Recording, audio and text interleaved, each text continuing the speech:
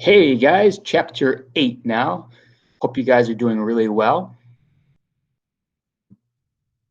Question number 1. I'm sorry. So the title of this chapter is fever. We all know fever, have a temperature. So let's see what this is about. And being in the ER with Jeffrey was confusing for Stephen. He didn't know all the medical terms and the things that were happening to Jeffrey. Describe a time when you were overwhelmed or confused. A time when I was overwhelmed and confused was when I was taking part in when I was taking part of reviewing a school and giving them a grade. I didn't know anyone there. We were instantly given a whole list of things to do, but very little instruction on how to do them.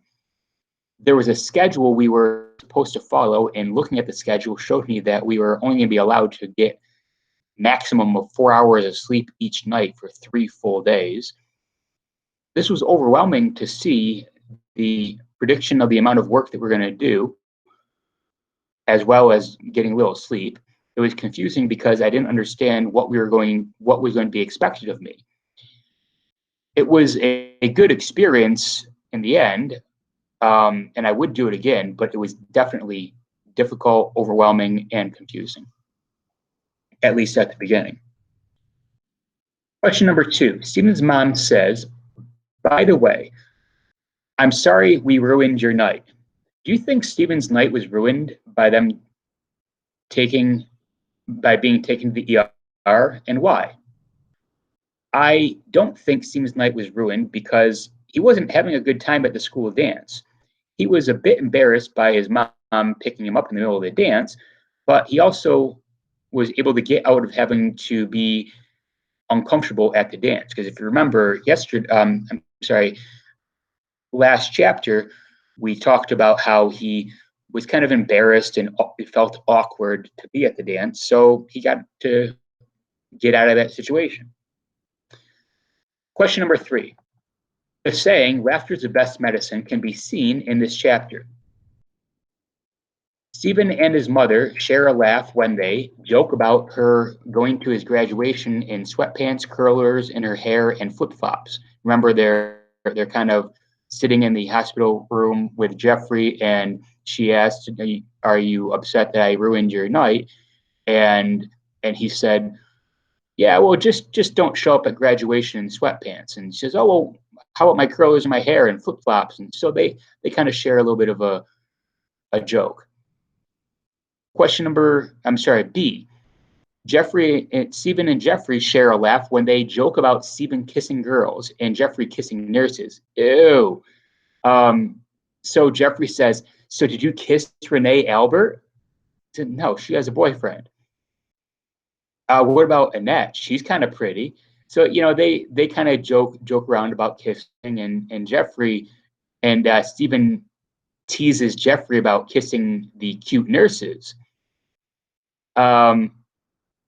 And C. Stephen and his father share a laugh when his father says, "How about them Knicks?" After Stephen was upset and crying about Jeffrey's visit in the ER.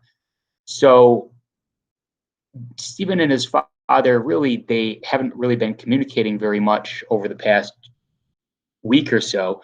So for them to for Stephen's father to say, "How about them Knicks?" which is kind of a joke between the two of them, it gives a sense of normalcy, so that Stephen can think about things in a little bit more normal way. Jeffrey says it's not fair. What's not fair? What Jeffrey means when he says it's not fair is the plan for his treatment looks bad and it shows that Jeffrey is scared. So Jeffrey is beginning to not only understand that it's a bad situation, but he doesn't feel that it's fair. Question number 5. Describe a time in your life when you thought things were not fair. A time in my life when I thought things were not fair when I was 16. I was hospitalized for almost 3 months. I was in a coma for 10 days and I missed 4 months of school. I was legally dead 3 times.